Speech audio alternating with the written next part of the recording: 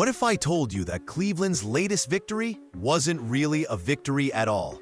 On paper, the scoreboard at First Energy Stadium read Browns 13, Packers 10. Fans cheered, the PA system blasted music, and fireworks lit up the sky. But beneath the surface, those 3 points may as well have been a warning siren echoing through the franchise.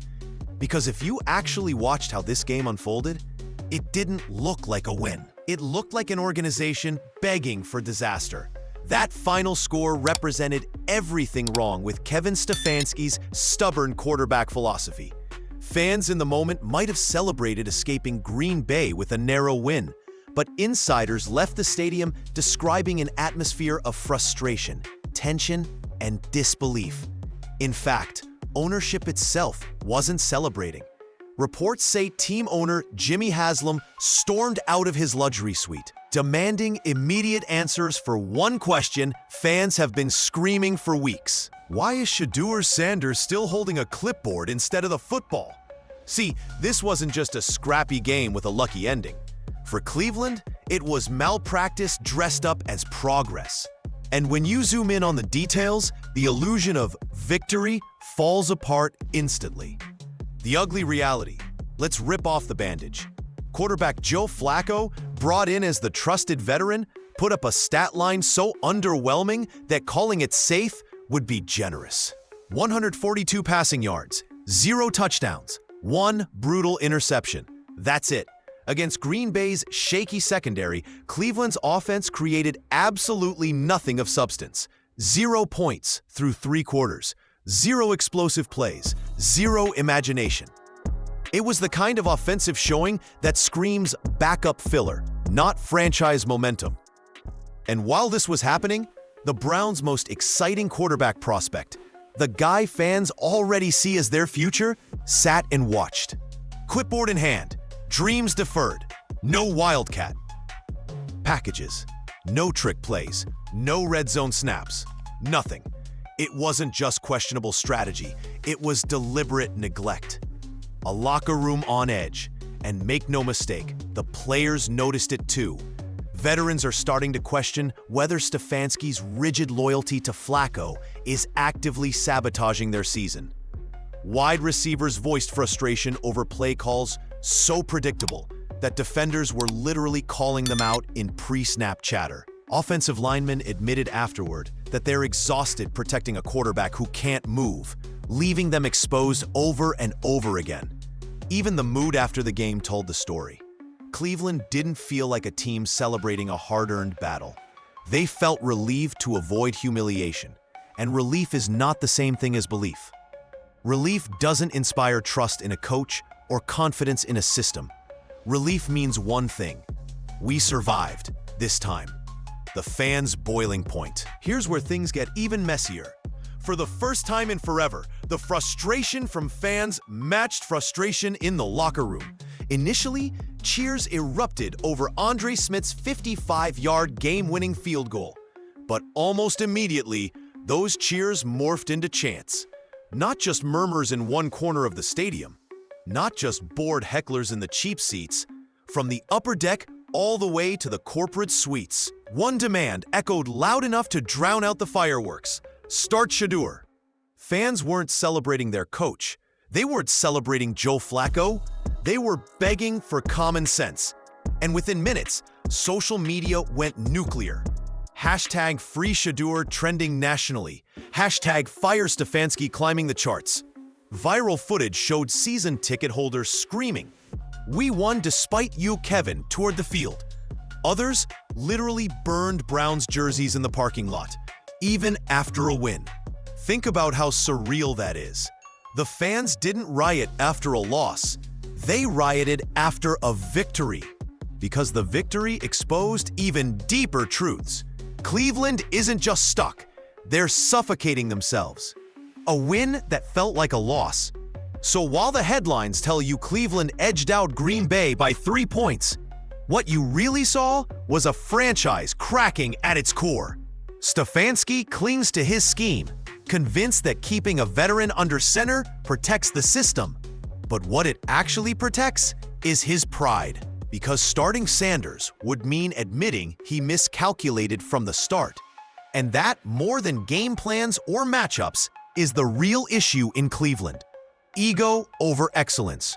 The players know it, the fans know it, the media knows it, even rival teams know it, which is why general managers across the league are already sniffing around, asking if Shedeur Sanders could be pried away. Sunday night was supposed to be a momentum booster, but instead, it felt like a warning shot. How many more games will Cleveland barely survive? How many more locker room fractures will appear before the whole structure collapses? And how much longer will Shedeur Sanders have to wait while the Browns waste both his potential and their chance at something bigger? Because make no mistake, this wasn't triumph.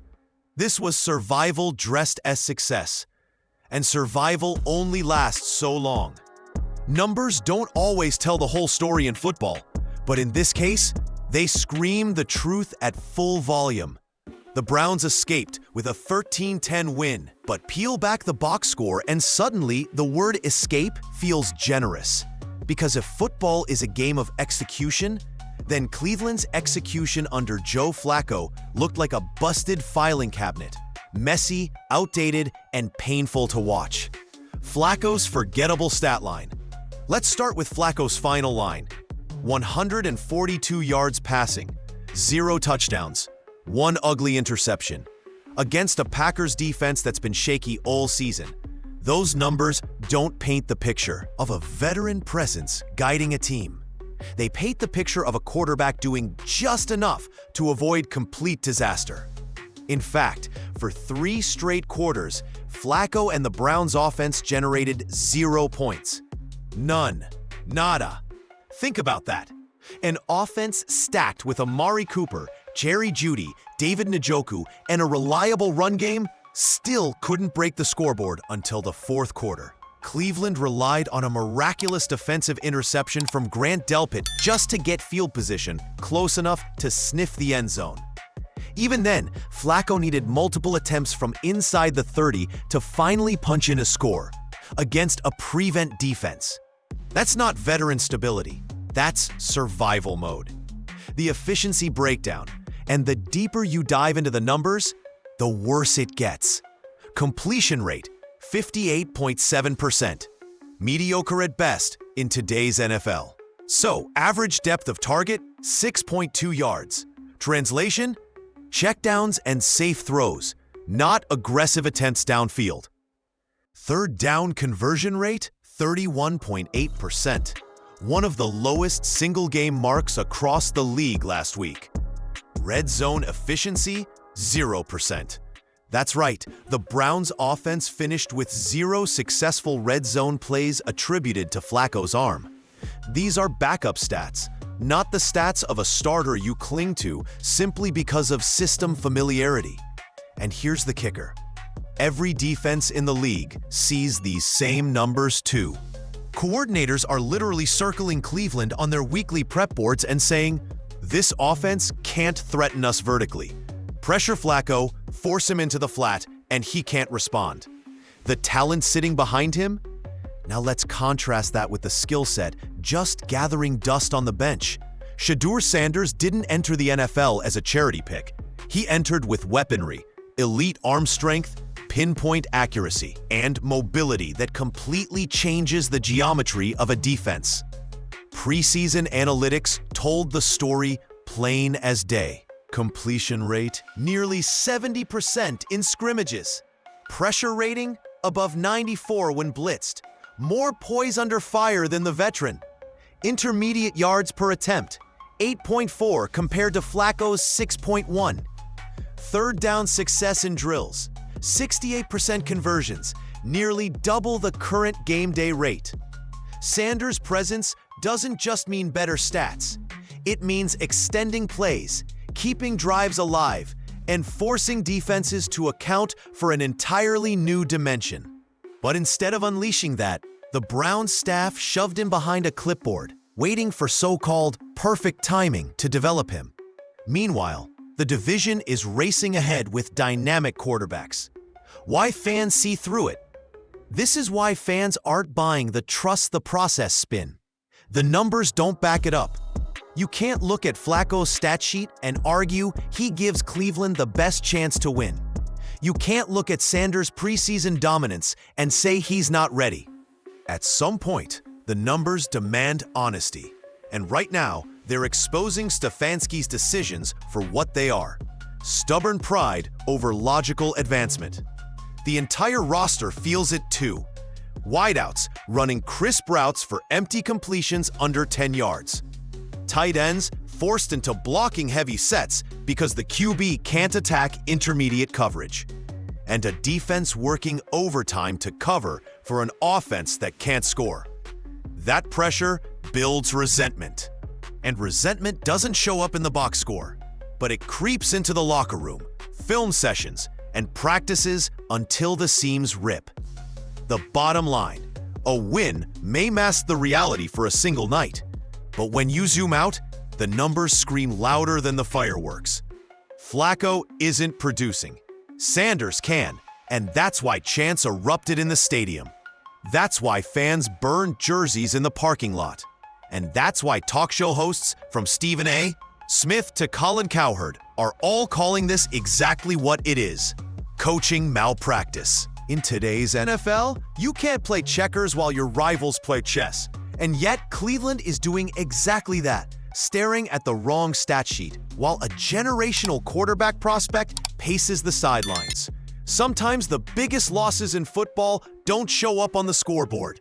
They show up in the locker room. And if you walk through Cleveland's after their 13-10 win, you wouldn't have seen celebration. You would have seen fractures starting to form. Players weren't basking in victory. They weren't hyped about momentum. They weren't buzzing like a team that just fought off playoff elimination. They looked like a group of men who survived a bad car accident. Relief? Yes. Confidence? None. And here's where it gets dangerous. When that feeling spreads, it doesn't just stay in the room. It infects everything: chemistry, effort, even trust in the coaching staff. Whispers of frustration. Multiple sources reported that offensive veterans exchanged pointed glances when reporters left the room. Some were quieter, muttering about play calling that never changes. Others weren't whispering at all. Receivers, furious. Imagine running crisp NFL elite routes, burning corners off the line, only for your quarterback to dump a check down at 5 yards. That's Amari Cooper right now.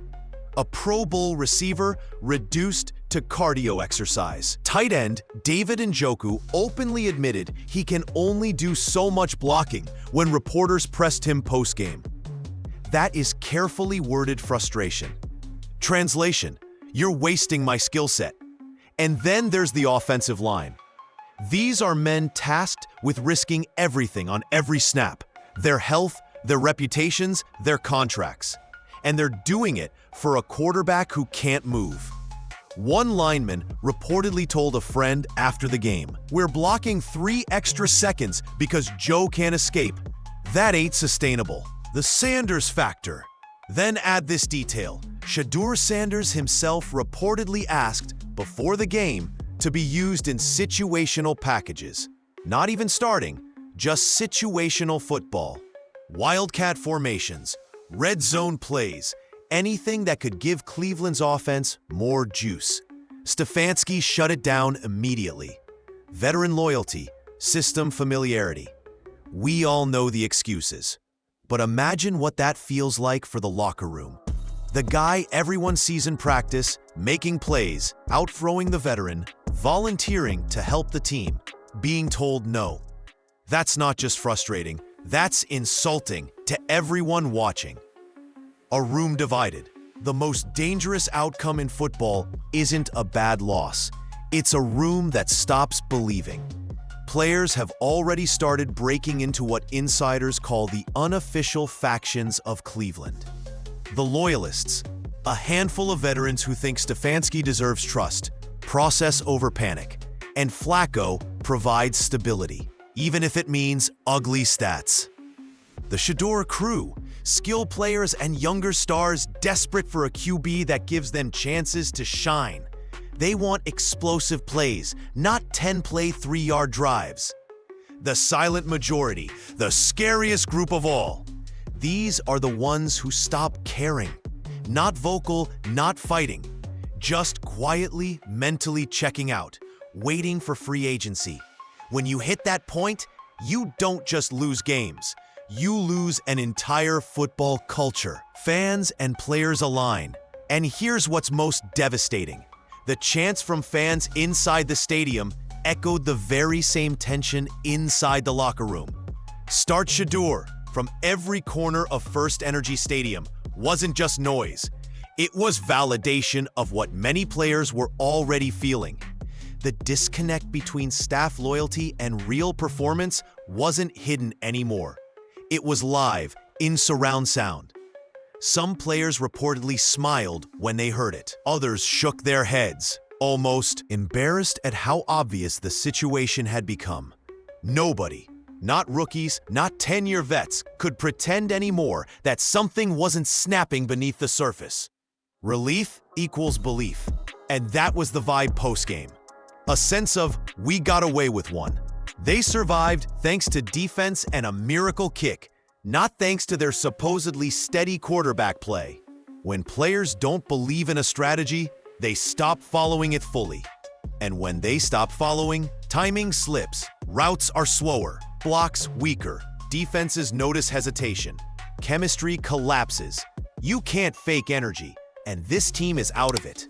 Winning heals a lot of wounds in the NFL, but Cleveland's win didn't heal anything. It exposed everything. The cracks aren't hidden anymore. Not from the players, not from the fans, and especially not from the media, who erupted the second the whistle blew. Because if you thought the locker room was tense, the national spotlight made it even worse. When a team wins, the Monday morning headlines are usually warm. Analysts break down what went right, debate playoff seedings, and maybe toss in a feel-good clip of locker room celebrations. But when Cleveland squeaked out their 13-10 victory over Green Bay, the media didn't treat it like a win. They treated it like malpractice. By the time players hit the showers, the national conversation was already turning the Browns into headline material for the wrong reasons. The blast heard round the league. On ESPN, Stephen A. Smith didn't mince words. He called it coaching malpractice of the highest order. On national television, during primetime postgame, Cleveland didn't just get criticized, they got scorched. You got a generational talent sitting there on the sideline, and you're telling me Joe Flacco with 142 yards is the better option? I mean, what are we doing here? One clip from Stephen A. hit 2 million views online in less than 12 hours. He didn't frame it like an accident or tough decision. He called it crime scene management, and fans loved it. Meanwhile, former NFL quarterback turned analyst Dan Orlovsky broke it down with cold, hard tape. On ESPN's NFL Live, he rolled the footage. Every missed open receiver, every check down on 3rd and long, every wasted red zone trip. His verdict was devastating. If you're serious about a Super Bowl run, you can't win like this. Period. Sanders is the better quarterback, and you're benching him because of ego? That decision is costing this locker room trust. Fox Sports piles on. Over on Fox Sports, Colin Cowherd dedicated practically an entire segment to Cleveland's disaster. And Colin doesn't usually waste that much airtime on the Browns unless something's on fire. Other voices, same verdict. It wasn't just ESPN and Fox. Across sports media, the hammer dropped fast. Good Morning Football on NFL Network dissected Sanders' preseason dominance compared to Sunday's Flacco outputs. The consensus? No excuse. Regional sports radio shows lit up with callers demanding Sanders immediately. Not by week 10, not when he's ready, now. Even business-minded insiders chimed in. One segment pointed out how Sanders' preseason games generated higher TV ratings locally than Flacco's regular season starts did. That hit the ownership where it hurts, the wallet. The trade rumors ignite, and then the most dangerous part of all, when the media chatter slid into something bigger. By Monday, multiple insiders, including Jay Glazer and Adam Schefter, were reporting whispers from other general managers. Teams were openly asking about Sanders' availability. Could he be traded? What would it take? This wasn't fan speculation anymore. These were legitimate front office inquiries. Draft pick swaps, conditional compensation, playoff contenders floating trial balloons through back channels. And the media seized on it like sharks to blood in the water. Headlines read, Cleveland's rookie QB could be trade target, and league execs circling as Browns benching backfires. If you thought the chants of Start Shedeur were loud in the stadium, they were nothing compared to the noise echoing across national media. Why it matters so much? The truth is simple. National media attention amplifies pressure tenfold. Fans can chant, players can complain. But once the story goes national, especially with names like Stephen A., Orlovsky, and Cowherd leading the charge, ownership's patience evaporates. The Browns can ignore petitions. They can ignore hashtags, but they can't ignore the embarrassment of being roasted daily on ESPN, Fox, and NFL Network. That sticks. That lingers. That becomes the narrative. And once the narrative sets in, it rarely lets go. So now, not only are the locker room and fan base aligned in frustration, the media spotlight has joined them. And that makes the dysfunction impossible to hide. But what came next didn't play out on talk shows or hashtags. What came next erupted in a room no cameras can see, behind closed doors with ownership breathing fire. By the time fans cleared out of First Energy Stadium and national media had their field day, the Browns weren't celebrating anything.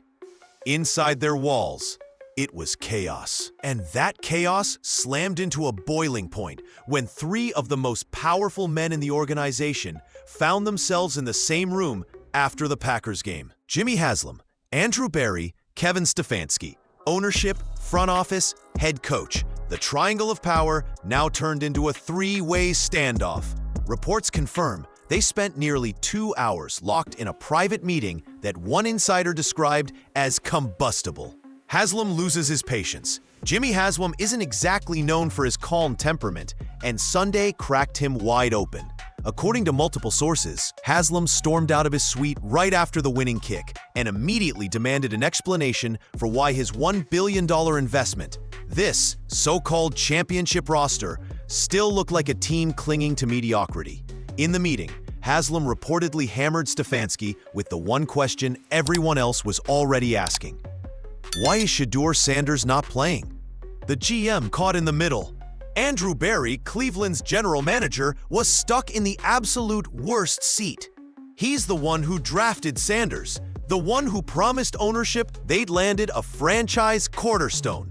And now, his star prospect, the face of his draft class, was riding the bench while the team struggled to beat a mediocre Green Bay squad. Berry reportedly tried to mediate, pulling out statistical reports and practice performances to frame a measured evaluation. But the more nuanced he got, the angrier Haslam allegedly became. Haslam didn't want nuance. He wanted answers, and more importantly, results. And here's the complication. If Berry sides too strongly with Stefanski, the owner sees wasted draft capital. But if Berry turns against Stefanski outright, it's a public indictment of his head coach, one he's tied to by his own hiring decisions. The GM wasn't just balancing arguments, he was balancing his own career. Stefanski digs in. Meanwhile, Stefanski, he refused to budge. According to people briefed on the meeting, he came armed with his philosophy. Trust the system, lean on veteran steadiness, develop rookies more gradually. And even as Haslam pressed, even as Berry hinted at statistical justification for Sanders, Stefanski defended his conviction. It's not about hype, it's about trust. It's about knowing the system. That was his shield. Trust the process. But trust doesn't mean much when your quarterback throws for 142 yards and needs 4 downs inside the 30 to barely reach the end zone. Trust doesn't mean much when fans are burning jerseys outside the stadium. Haslam reportedly grew so frustrated, he finally cut Stefanski off, telling him point blank that the offense looked broken and the excuses were wearing thin. ... No resolution, only pressure. The worst part of the meeting? Nothing was resolved. No decision was made. Stefanski left as stubborn as he entered. Haslam left angrier. Barry left trapped between two crashing waves. But what did change was the pressure level. Because now the tension wasn't just whispered among players or shouted in the nosebleeds. Now, ownership's temper had boiled over. Management trust was fracturing, and the head coach's job security suddenly felt like it was hanging by a thread. Why it matters, this wasn't just a fiery post-game chat. This was the meeting that crystallized Cleveland's crossroads. Ownership's perspective, we're wasting a golden roster window. GM's perspective, my prize draft pick is being mismanaged. Coach's perspective, if I give in now, I admit I've been wrong all along. So the meeting ended without a solution, but with one truth hanging heavy in the air: the Browns cannot hold this line much longer. Pressure is mounting, trust is gone, and as the building shakes from the inside, rumors of outright sabotage begin to circle. At some point, incompetence starts looking coordinated. And that's exactly where people across the NFL are landing on the Browns' quarterback fiasco. Because let's be honest, how else do you explain this? A generational rookie quarterback, Shedeur Sanders, checks every box. Arm strength? Elite. Accuracy? Proven. Mobility? Dangerous. Leadership? Building chemistry with teammates every chance he gets. You don't have to squint to see the future here. And yet, on Sunday nights, he's not just sitting. He's inactive, invisible, ruled out before kickoff like a practice squad body. Fans call it stubbornness. National media calls it malpractice. But whispers inside the league? They're using an even sharper term: sabotage. Protecting pride, not producing wins. Here's the theory in plain terms. Kevin Stefanski, facing mounting criticism and armed with his system-first philosophy, may actually be freezing out Sanders for one reason only. Because acknowledging Sanders is better would mean admitting that the coach himself has been wrong all along. Starting Shedeur wouldn't just be a quarterback switch.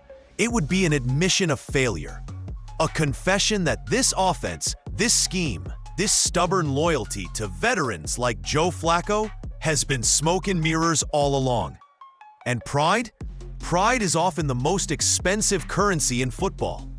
Instead of risking his own credibility, Stefanski is gambling away Cleveland's season. The phantom injury excuse? To make matters worse, reports have surfaced of a so-called injury concern with Sanders. Except there's no official designation, no clear details, no medical confirmation fans can actually see. Just whispers from staffers claiming he needs more time. Yet in practice, he's excelling.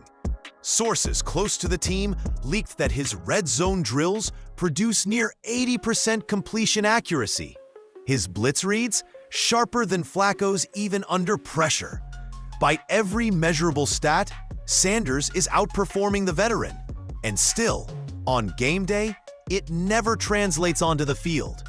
Pull up the tape of preseason highlights and compare it to the Browns' stagnant regular season product. The difference is glaring, which sparks the speculation. Is this phantom injury storyline just a smokescreen? A way to justify keeping him shackled to the sidelines without looking foolish? Civil war on the sidelines. It's not just outsiders asking these questions. Inside Cleveland's facility, the coaching staff itself is splitting in half. Offensive coordinator Ken Dorsey has reportedly gone toe-to-toe with Stefanski in meetings, armed with numbers that scream for Sanders' promotion. Higher third down efficiency, stronger under-pressure rating, more explosive plays generated in practice. Dorsey supposedly labeled keeping Sanders benched as limiting the playbook on purpose. The confrontation got so heated one week that positional coaches had to intervene before the argument exploded completely. Imagine that. A head coach and his coordinator in a 2-hour chess match over whether to play the best player on the roster. This isn't strategic debate anymore. This is a power struggle. Some staffers side with Stefanski, clinging to the veteran leadership excuse. Others side with Dorsey, arguing Sanders unlocks parts of the playbook Flacco simply cannot touch. And caught in the middle are the players, who hear every word, take every practice snap, and know when the staff isn't aligned. Once players think their coaches are fighting wars with each other instead of wars against the opponent, you've already lost. Old school versus new school. This is bigger than one player or one coach. Stefanski represents the old school NFL mindset. Veterans earn their roles. Rookies wait patiently. Change happens incrementally. It worked 30 years ago. It even made sense in slower eras of football. But this is not that league anymore. Today's NFL rewards improvisation, mobility, and explosiveness. Look at Lamar Jackson in Baltimore, Jalen Hurts in Philadelphia, Joe Burrow in Cincinnati. These aren't wait-your-turn quarterbacks. They were immediate impact leaders who flipped their franchises. By comparison, Flacco represents a fading archetype. Immobile, drop-back passers who crumble when blitzes crush the pocket. Sanders represents the evolution, but his own coach refuses to let it happen. Why sabotage fits so? Maybe it really is sabotage, not against Sanders personally, but against reality. Against the truth sitting in front of everyone, that the Browns aren't maximizing their talent, and pride is the reason why. When insiders say, this looks intentional, it's because nothing else makes sense. How do you draft a cornerstone player, watch him torch practice reps, see your veteran struggle weekly, face chance of start Shedeur from fans, and still leave the rookie inactive? It doesn't feel like football logic. It feels like politics. And in the NFL, politics destroys rosters quicker than blown ACLs. Which brings us to the fallout outside the building. Because if you think frustration inside Cleveland is at a boiling point, wait until you see what the fans cooked up in retaliation. The rebellion was just beginning. From cheers to chants, it started in the stadium. After Andre Smith drilled his 55-yard game-winning field goal against Green Bay, fans erupted for a split second. Fireworks up, music blaring, hands in the air. But the celebration shifted almost instantly. The fireworks hadn't even cleared the Cleveland sky when chants began raining down from every corner of First Energy Stadium. Start Shedeur, start Shedeur. And it wasn't just a few hecklers, it was the upper deck. The dog pound, the club seats, even the suites. Chants that began scattered, unified into one booming sound that drowned out the victory music. The message was clear. The fans weren't celebrating the head coach. They weren't celebrating Flacco's leadership. They were begging, no, demanding that the organization make the obvious move.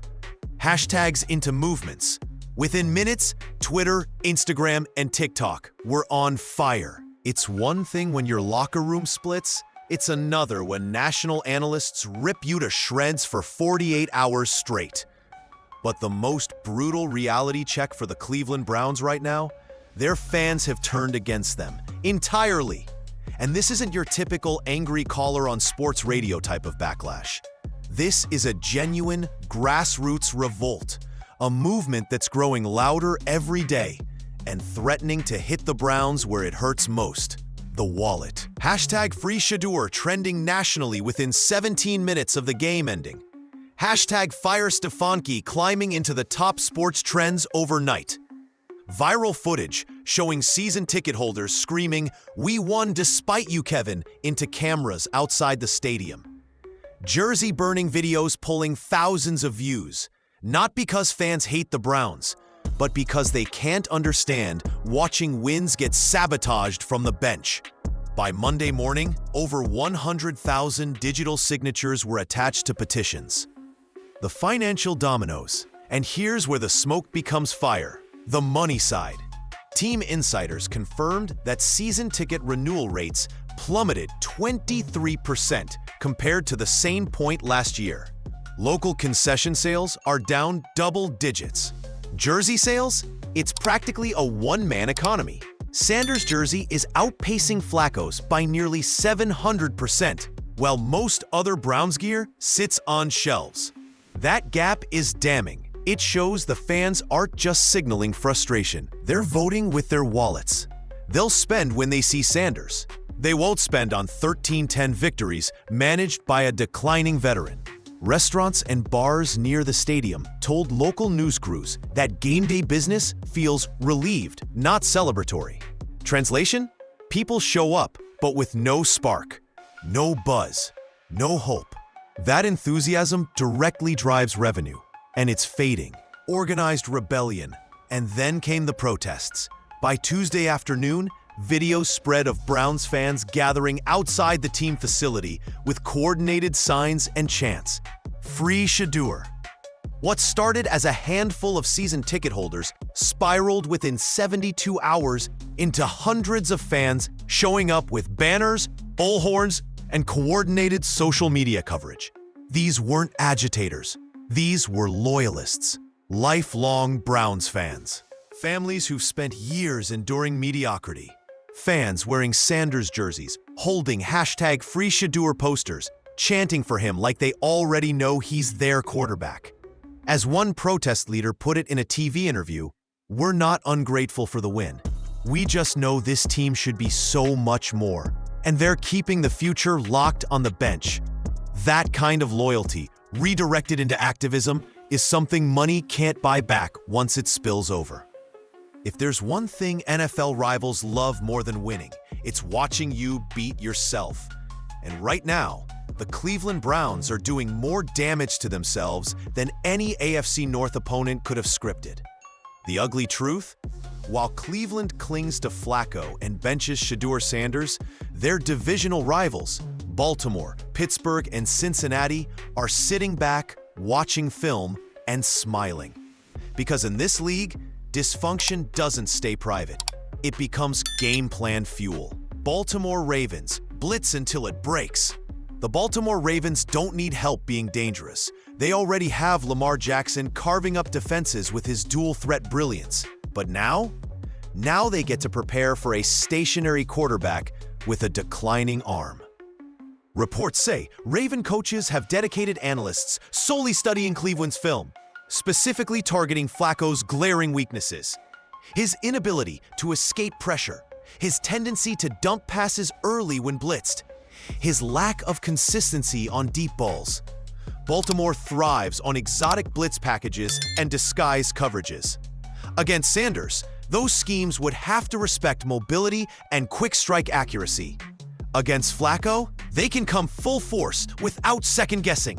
One insider put it bluntly: if Cleveland keeps starting Joe, we're gonna hit him until he can't stand there anymore. Ouch, but absolutely true. Ravens defenders lure for these matchups. Immobile quarterbacks taped to the pocket like practice dummies. Pittsburgh Steelers, a nightmare about to get real. If Baltimore is licking its chops, Pittsburgh is already sharpening its knives. The Steelers' defense, led by TJ Watt and Cam Hayward, is engineered to destroy quarterbacks who can't move. Watt thrives off collapsing the edge and forcing rush throws. Hayward eats up pocket passers who hesitate. This isn't speculation either. The Steelers' defensive coordinator literally emphasized pressure packages for Week 4, specifically targeting Flacco's limitations. The math is simple.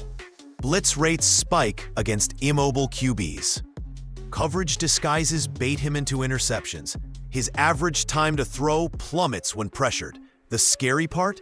Pittsburgh isn't just prepared, they're confident. Cocky, even.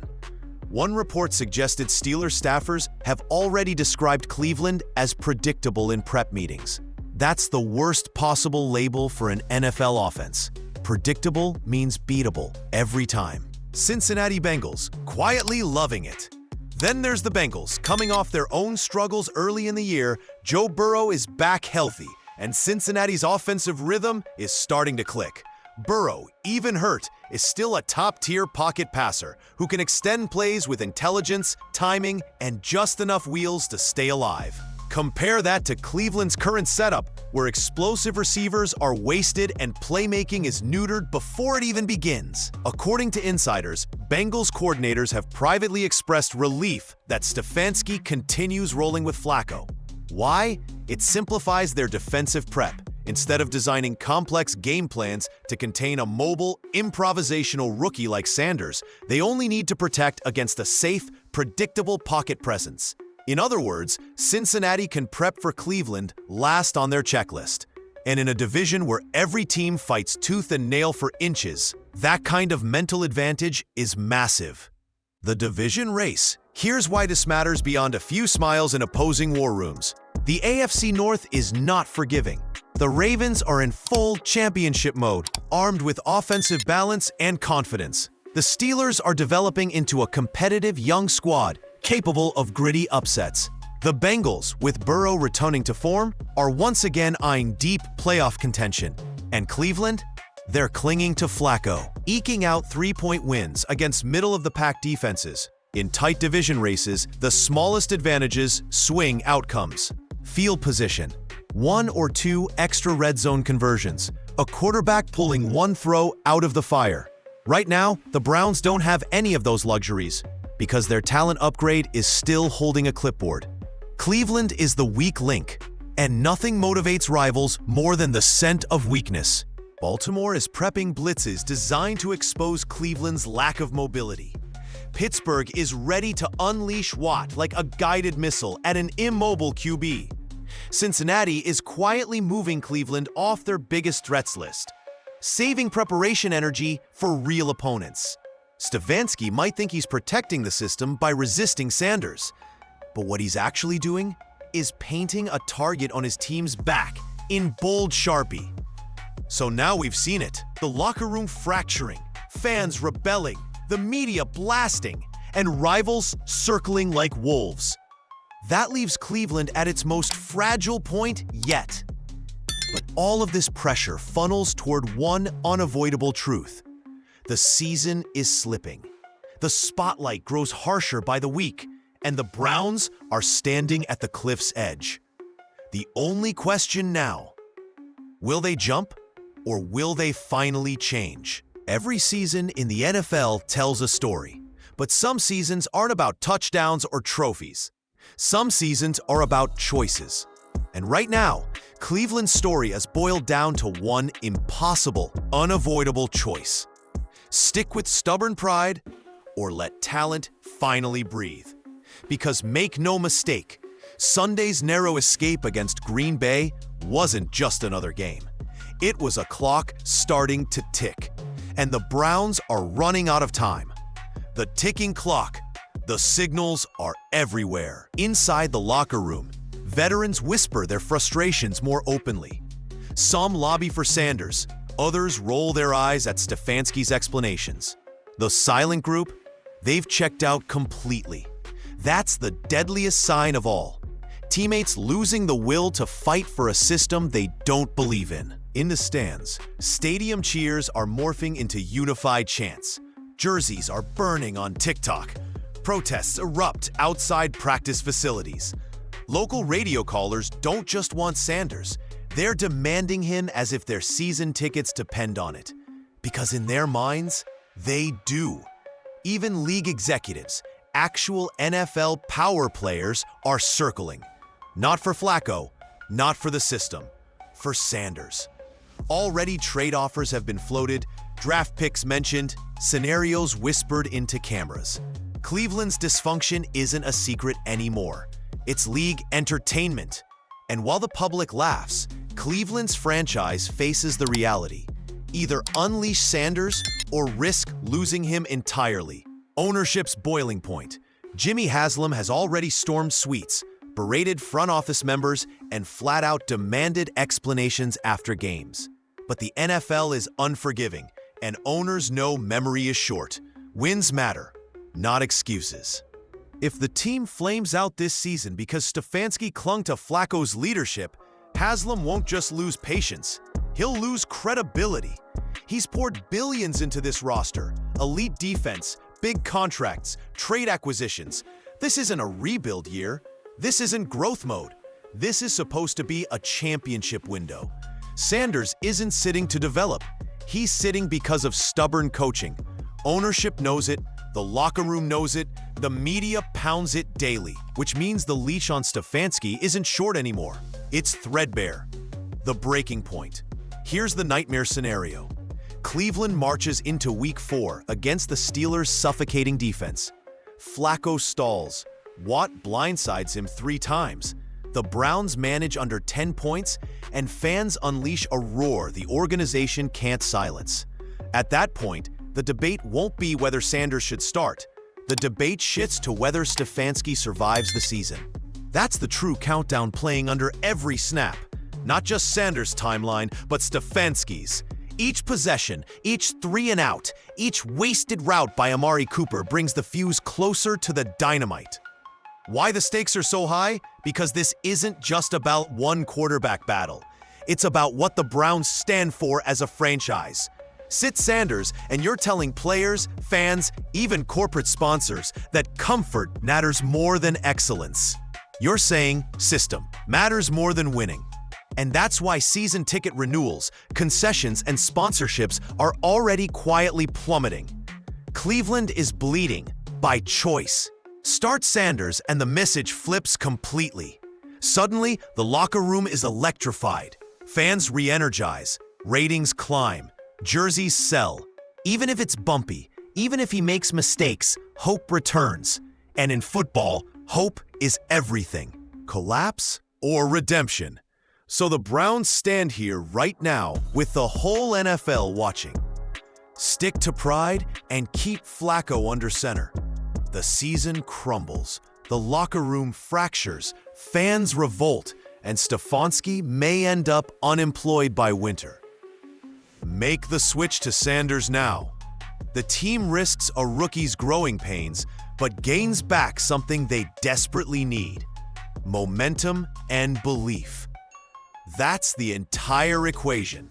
Clean, simple, brutal. And the clock is already past halftime. The final warning, Sunday's 13-10 escape against Green Bay wasn't a victory. It was a warning sign, a blinking red siren saying, you cannot survive like this again. Cleveland can keep telling itself the old story, the safe, conservative, wait-your-turn system, but the league doesn't care. Division rivals don't care. Fans absolutely don't care. Because all anyone sees, inside and outside, is the wasted potential sitting unused on the bench.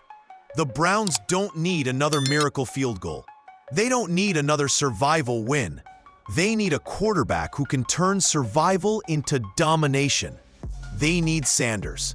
And wherever he ends up, Cleveland or elsewhere, that decision will define not just this season, but the Browns' legacy for decades. Because in the NFL, windows close fast, and Cleveland is staring at theirs right now as the edge of the cliff crumbles beneath them.